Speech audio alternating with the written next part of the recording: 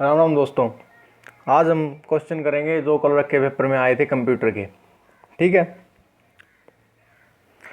पहला क्वेश्चन है, एक प्रारूप ध्वनि संकेत की बैंड की चौड़ाई कितनी होती है। मतलब जो एक टिपिकल वॉइस सिग्नल होता है उसकी बैंड विड्थ कितनी होती है। इसका आंसर है डी, 4 गीगाहर्ट्ज़। ये क्वेश्चन आया नेटवर्किंग के चैप्टर में से, वो चैप्टर मैंने आपको पूरी डिटेल से करा दिया है। ठीक है, नेक्स्ट क्वेश्चन, सीरियल पोर्ट के आंकड़े को एक समय पर बिट क्रम में स्थानांतरित करता है, कितने bit. Serial port transfer data specially bit at a time, मतलब कितने टाइम में कितनी बिट ट्रांसफ़र करता है। इसका आंसर है 16, option number A. 16 bit transfer करता है टाइम। ठीक है, serial port transfer data serial 16 bit at a time, एक समय पर 16 बिट को ट्रांसफ़र करता है। ठीक है, नेक्स्ट क्वेश्चन है, एकल फ्लॉपी डिस्क नियंत्रण बोर्ड रिबन केबल को सहायता देता है। मतलब जो सिंगल फ्लॉपी डिस्क होते हैं ना, उसमें 33 वायर वो होते हैं, वायर केबल रिबन। ठीक है, सपोर्ट के लिए। इसका आंसर है बी। नेक्स्ट है, वर्चर 2 बाइट तक करैक्टर भंडारित कर सकते हैं। इसका आंसर है 4000। ये क्वेश्चन भी नेटवर्किंग के चैप्टर में से आया हुआ है। ये चैप्टर मैंने आपको बिल्कुल डिटेल समझाया है, और जहाँ पे ये क्वेश्चन आया था मैंने आपको वहाँ पे भी बताया था कि ये क्वेश्चन उस शिफ्ट में यहाँ से लिया गया है। ठीक है, नेक्स्ट क्वेश्चन है, एसक्यूएल में विशेष स्तंभ पर आधारित गणना को कार्यान्वित करने के लिए प्रकरण प्रयुक्त होते हैं। In SQL function are use to implement calculation based upon a particular column. मतलब किसी भी कॉलम में, ये मैंने आपको एसक्यूएल के चैप्टर में पूरी डिटेल से कराया था। ये सारी command aggregate, in, order by, between. Aggregate में क्या होता है, मतलब जो कोई भी कैलकुलेशन करने के लिए एग्रीगेट फंक्शन का यूज़ होता है। ऑर्डर देने के लिए ऑर्डर का यूज़ होता है। बिटवीन यानी कोई बीच में कोई रो डालने के लिए बिटवीन का यूज़ होता है। ठीक है, ये एसक्यूएल के चैप्टर में से आया है, ये मैंने आपको करा रखा है। ठीक है, इसका आंसर है एग्रीगेट। ठीक है, नेक्स्ट है, निम्न में से कौन सा संप्रेषण चैनलों की श्रेणी में नहीं है। Which of the following is not in the category of communication channel. ये भी नेटवर्किंग के चैप्टर में से है, इसको भी मैंने आपको पूरी डिटेल से कराया है। इसका आंसर है वॉइस बैंड। ठीक है, answer number D, voice band नहीं है, बाकी तीनों बैंड होते हैं, लाइट बैंड, नैरो बैंड और ब्रॉड बैंड। ठीक है, नेक्स्ट क्वेश्चन है हमारा, नेक्स्ट शिफ्ट के क्वेश्चन है, विंडोज इंटरनेट एक्सप्लोरर में डिफ़ॉल्ट काउंट, मतलब डिफ़ॉल्ट साइज़ कितना होता है जो ज़्यादातर यूज़ किया जाता है, वो साइज़ है 12। ज़्यादातर यूज़ होने वाला साइज़ 12 होता है। जो भी विंडोज़ एक्सप्लोरर होते हैं उनमें ज़्यादातर यूज़ होने वाला साइज़ 12 होता है। ठीक है, नेक्स्ट है, जावास्क्रिप्ट से आया है ये क्वेश्चन। जावास्क्रिप्ट अव्यूह में प्रथम तत्व का सूचकांक मान क्या है। The first element in JavaScript army has its index value. ये चैप्टर मैंने आपको कराया नहीं है, ये मैं आपको आगे कराऊंगा। इसका आंसर है 0। ठीक है, नेक्स्ट क्वेश्चन है, ये आईपी एड्रेस वाला क्वेश्चन मैंने आपको करा रखा है। भाई जो आईपी एड्रेस होता है उसकी रेंज कहाँ से कहाँ तक होती है। आईपी एड्रेस की रेंज होती है, इसमें ऐसे शो करते हैं इस आईपी एड्रेस को, 192.0.0.0, मतलब डॉट में आईपी एड्रेस में बीच में डॉट का निशान होता है। ठीक है, इसकी रेंज है 192 से 223 और 255। ठीक है, ये इसकी रेंज है, कंप्लीट रेंज। मतलब इसके इतने के बीच में, मतलब 192 से बढ़ के 223 हो जाएगा, 0 से बढ़ के 255, फिर डॉट नेक्स्ट 0 से बढ़ के 255, ये इसकी रेंज है। ठीक है, इसका आंसर है ए। ठीक है, हमारा नेक्स्ट क्वेश्चन है, the process of identifying and separating the essential feature without including the internal detail. मतलब जो आंतरिक विवरणों को सम्मिलित किए बिना आवश्यक विशेषताओं को अलग करने और पहचानने की प्रक्रिया क्या कहलाती है? ये कहलाती है डाटा एब्स्ट्रक्शन, मतलब डाटा संक्षेपण यानी कि छांटना। ठीक है, डाटा एब्स्ट्रक्शन। ठीक है, ये मैंने कराया नहीं है आपको, ये आगे चैप्टर कराऊंगा उनमें कराऊंगा। बड़ी संख्या में निर्देशों वाला कंप्यूटर कहलाता है, इसका आंसर है CISS यानी CISC। ठीक है, CISC complex instruction set computer, मतलब ये ऐसा कंप्यूटर जो बड़ी संख्या में इंस्ट्रक्शन इकट्ठा करता है, रखता है। ठीक है, CISC। ठीक है, ये भी मैंने आपको कराया नहीं है, ये अलग अलग प्रकार के होते हैं, ज़्यादा इन्फॉर्मेशन वाला, कम इन्फॉर्मेशन वाला। ठीक है, नेक्स्ट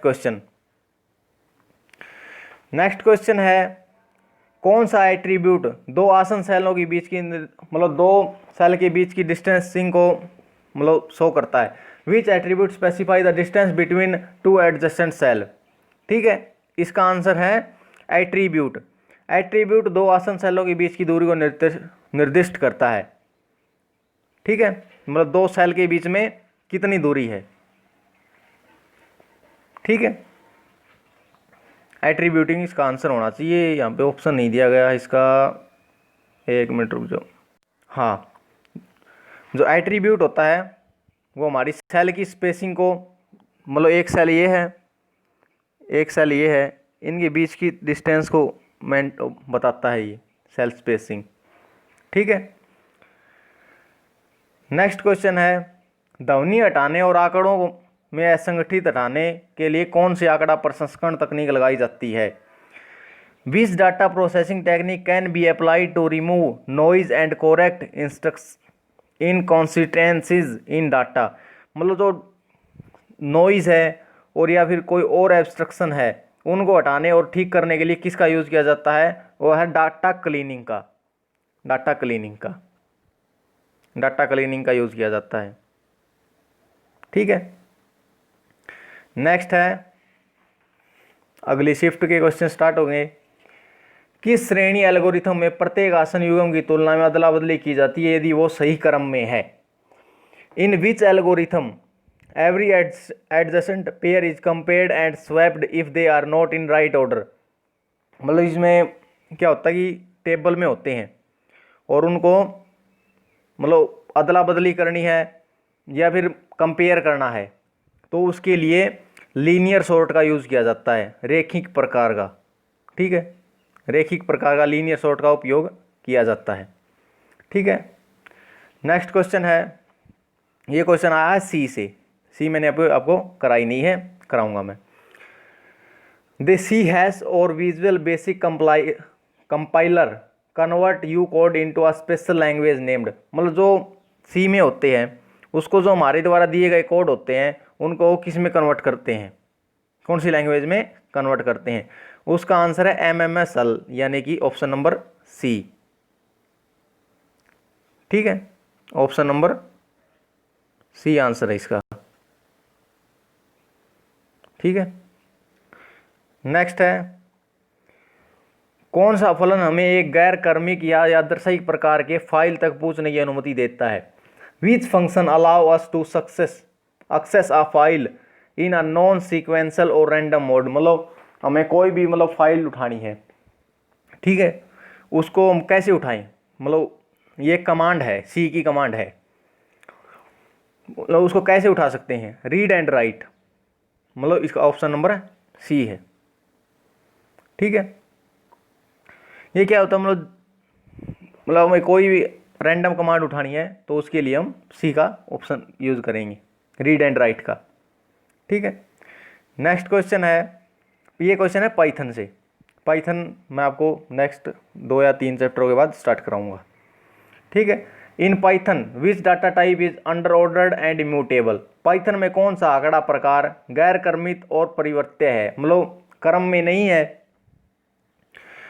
नहीं है और मतलब अनऑर्डर्ड है, म्यूटेबल है। उसका आंसर होते हैं सेट्स। इसमें पाइथन में सेट्स होते हैं, मैं आपको समझ नहीं आएगा लेकिन मैं चैप्टर में कराऊंगा तो आपको अच्छे से समझ में आ जाएगा। नेक्स्ट क्वेश्चन है, यदि वर्ग कि डाटा एट्रीब्यूट और विधि एट्रीब्यूट एक समान व्यापकता में है तो डाटा एट्रीब्यूट को दिए जाएंगे।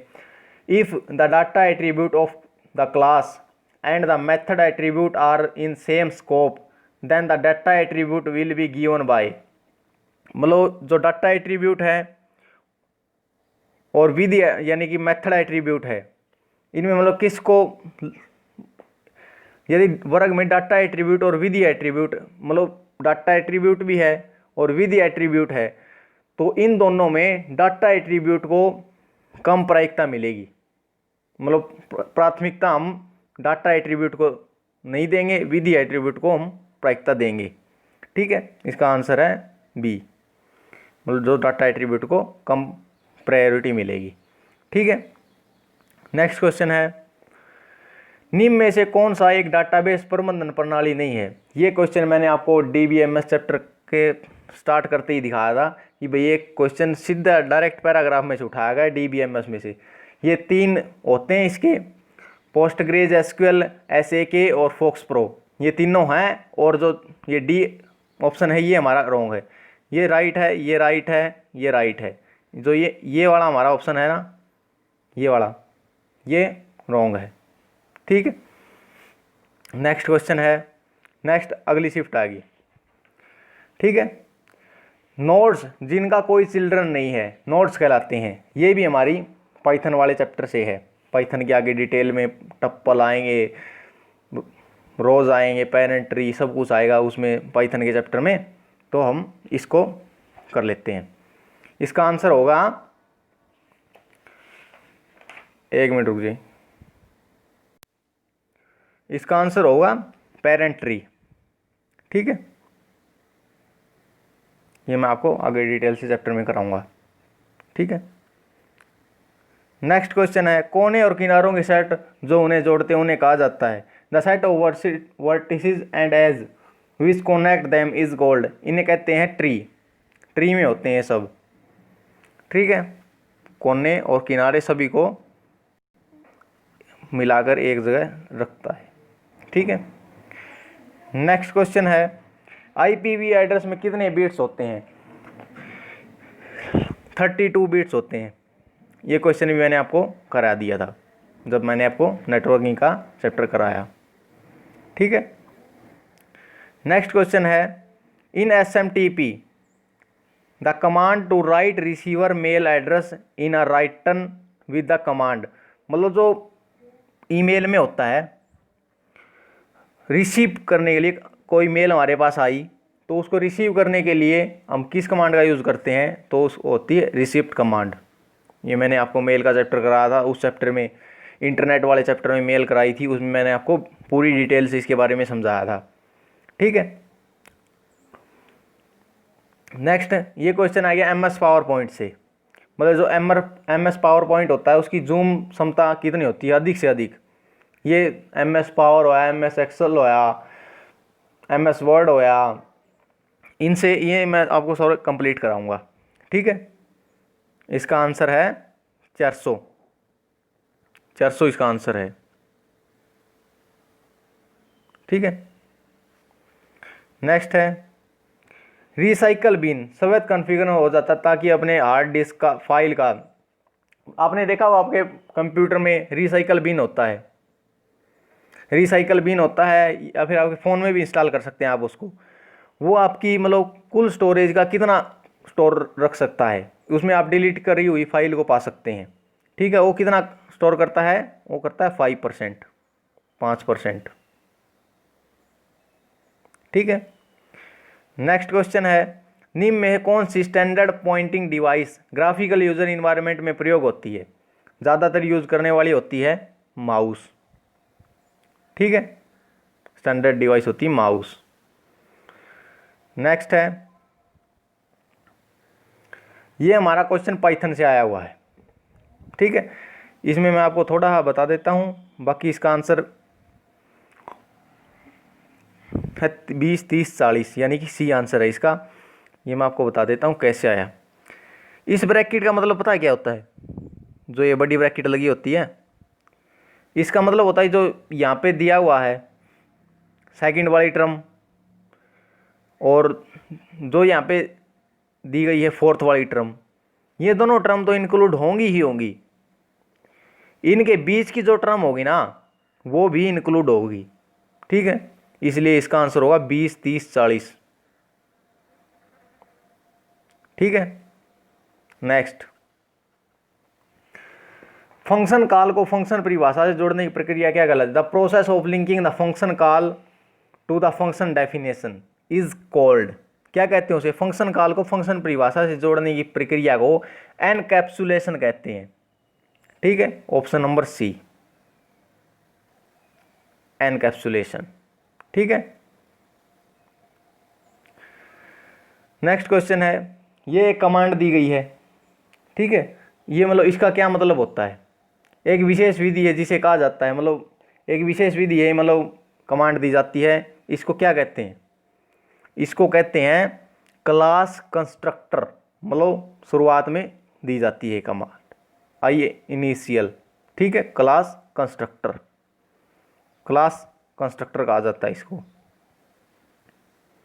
ठीक है, नेक्स्ट क्वेश्चन है, नेक्स्ट हमारी अगली शिफ्ट आ गई। पॉइंटर संकल्पना में इन डायरेक्शन ऑपरेटर स्टार को वापस करता है। In pointer concept indirection operation operator star return, ये मतलब जो स्टार ऑपरेटर होता है इसका क्या काम होता है? ये मतलब जो वेरिएबल्स होते हैं उनको रिटर्न करता है। ठीक है, ये क्वेश्चन भी हमारा सी से आया हुआ है। ठीक है, वैल्यू ऑफ वेरिएबल को रिटर्न करता है। नेक्स्ट क्वेश्चन है, जावा में इनपुट स्ट्रीम रीडर बाइट्स को अनुदित करता है। In Java input stream reader translate bytes, translate bytes, bytes को किन में ट्रांसलेट करता है? करैक्टर्स में, बाइट्स को करैक्टर में ट्रांसलेट करता है। ठीक है, नेक्स्ट है, which layer control the operation of subnet, कौन सी लेयर जो सबनेट को कंट्रोल करती है? ऑपरेशन सबनेट, सबनेट क्या होता है? एक परिचालन नेटवर्क होता है, यानी नेटवर्क लेयर होती है, नियंत्रण करता है, मतलब सबनेट को एक नेटवर्क लेयर नियंत्रण करती है। जो एक नेटवर्क लेयर होती है ना, को दो या दो से अधिक विभाजित करने की प्रथा को सबनेटिंग कहा जाता है। मतलब जो कोई नेटवर्किंग लेयर है, हम कोई मैसेज भेजते हैं, हमने टाइप किया, हमने सेंड किया, फिर वो सैटेलाइट के पास गया, फिर वो हार्ड डिस्क में मतलब वापस कंप्यूटर में आया, ये बहुत सारे प्रोसेस होते हैं, इसको मतलब कई भागों में विभाजित कर देते हैं। कंप्यूटर जो सबनेट से संबंधित है ना, उसको आईपी पते में एक समान सबसे महत्वपूर्ण है, बिट समूह के साथ संबोधित किया जाता है। मतलब एक फिक्स आईपी एड्रेस होता है हर चीज़ का। ठीक है, इसके लिए इसको लेयर्स में डिवाइड किया गया है। ठीक है, जो सबनेट को जो ये कंट्रोल करती है ऑपरेशन ऑफ सबनेट, उसको कहते हैं नेटवर्क लेयर। ठीक है, नेक्स्ट, ये फिर हमारा फिर एक प्रोग्राम दिया गया है पाइथन का। ठीक है, इसमें भी बिल्कुल ऐसा ही दिया गया है। ये देखो आप, ये ब्रैकेट रही यहाँ पे, ये रही ब्रैकेट, मतलब जो भी 30 और 40 के बीच की संख्या, 30 और 40, इनको काउंट किया जाएगा। ठीक है, लेकिन इसमें आप एक बात देखो, पिछले वाले में और इसमें देखो कितना फ़र्क है। ये एक्सपेंड यहाँ पे गलत लिखा गया है। ठीक है, मतलब एक भी एरर आ गया ना तो प्रोग्राम में त्रुटि है, इसका सही आंसर नहीं आएगा। बाकी वैसे अब देख लो, और अगर आपको प्रोग्राम समझ में नहीं आ रहा है तो और को छोड़ो, आप इसी में देख लो, ब्रैकेट बड़ी दी गई है। ठीक है, इसमें क्या होता है, मतलब 30 और 40 तो गिना ही जाएगा, इनके बीच की संख्या भी गिनी जाएगी, इसके बीच की तो कोई संख्या है ही नहीं। तो ऑप्शन देखो आपको एक भी ऑप्शन ऐसा नहीं मिलेगा। पहले ऑप्शन देखो, 30, 40, 50, 50, 40 से ऊपर गया, पहला ऑप्शन तो हो ही नहीं सकता। ठीक है, इसमें भी थर्ड ऑप्शन में भी 30, 40, 50 लिख दिया, ये भी ऑप्शन हो ही नहीं सकता। फिर अगले में पहले 10 लिख दिया, फिर 30, 40 लिख दिया, ये भी नहीं हो सकता, क्यों ब्रैकेट में तो यही दिया गया है। ठीक है, तो प्रोग्राम में त्रुटि इसका आंसर हो जाएगा। ठीक है, नेक्स्ट क्वेश्चन है, इन 3 tyre client server database architecture intermediate layer is called, जो बीच की लेयर होती है उसको क्या कहते हैं? क्लाइंट और सर्वर के बीच एक और परत होती है। क्लाइंट सीधे सर्वर से संवाद नहीं करता, मतलब क्लाइंट जो है वो सीधा मतलब सर्वर से कनेक्ट नहीं होता, इसके बजाय एक एप्लीकेशन सर्वर के साथ इंटरेक्ट करता है। मतलब जो एक एप्लीकेशन होता है हमारे फ़ोन में वो हमारे साथ इंटरेक्ट करता है, जो आगे डेटाबेस सिस्टम के साथ संचार करता है, मतलब जो आगे हमारा काम करता है, और फिर क्वेरी प्रोसेसिंग और लेन देन का प्रबंधन होता है। ठीक है, इसका आंसर है बी, एप्लीकेशन सर्वर होता है हमारे बीच में अगर हमको कम्युनिकेशन करना है तो। ठीक है, next, file mode parameter iOS app प्रकार की स्ट्रीम है। ठीक है, ये है स्ट्रीम, ये मैंने आपको कराई नहीं है अभी तक, यह है स्ट्रीम। ठीक है, अब आप देख रहे होगे भाई कितने मुश्किल मुश्किल क्वेश्चन आ रहे हैं। नेक्स्ट है 17 के रंगीन मॉनिटर वाले पीसी को यूपीएस की आवश्यकता होती है। अब PC with colour monitor 17 required UPS of, मतलब इनकी एक सिस्टम होता है भाई इतने के लिए इतने की आवश्यकता होती है, तो इसका आंसर होगा मतलब ये जो पीसी होते हैं ना इनकी एक लिमिट होती है, मतलब इनका ऐसा सिस्टम होता है, मतलब अलग अलग रेंज के लिए अलग अलग यूपीएस के वोल्ट की पावर के उसकी यूपीएस की आवश्यकता होती है। ठीक है, मतलब जो 17 मॉनिटर 17 रिक्वायर करता है 600 वोट का, मतलब इनके अलग अलग है, मतलब एक टेबल है, मैं आपको ये पूरी टेबल करा दूंगा। ठीक है, 600 वोट की आवश्यकता होती है। ये थे हमारे क्वेश्चन जो कलर की शिफ्ट में आए थे, ये इम्पोर्टेंट है। ये इम्पोर्टेंट इसलिए भी है क्योंकि आगे जो भी पेपर होंगे उनमें जो क्वेश्चन आएंगे वो वहीं से आएंगे जहाँ से ये क्वेश्चन आए हैं, इसकी ज़्यादा चांसेस है। इसलिए आप इन क्वेश्चनों को पढ़ो और बाकी जो क्लास है उनमें से जो आए हैं ये उनको देखो, नेटवर्क की, SQL, database management system, internet, ये चैप्टर मैंने करा दिए हैं। अब नेक्स्ट चैप्टर भी सारे कर देंगे। धन्यवाद।